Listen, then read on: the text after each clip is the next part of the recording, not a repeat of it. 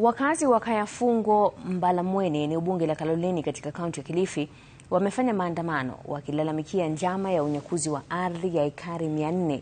Wakazi hao wanadai licha ya kupata hati miliki za ardhi, kundi tofauti limejitokeza likidai umiliki.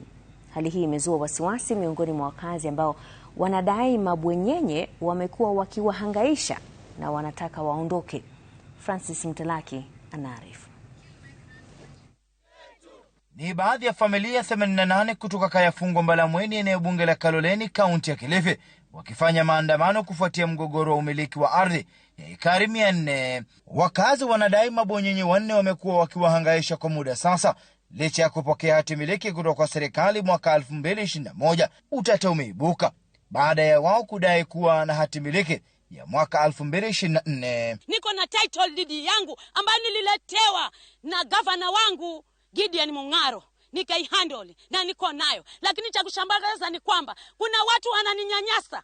Ninaletewa watu mpaka boma langu, ninaambiwa hili boma wewe mama utaondoka. Hawa wanaotaka kunyakua hii ardhi kila wakati wanafika na wanazunguka. Kitambo walikuwa kila wakija wanazunguka na askari. Sasa shamba kama ni lako, hawa askari huwa unaenda nao kufanya nini? Wakazi wanadai hapa ndio nyumbani, wakilalama kuwa mabwenyenye hao wamekuwa wakitumia maafisa wa polisi kuwahangaisha, baadhi yao wakikamatwa na kupokea vitisho kutokana na msimamo wao kuhusu ardhi hii. Anachukuliwa, akienda kama enda kwa kesi, lazima wamchukue wamwingize ndani.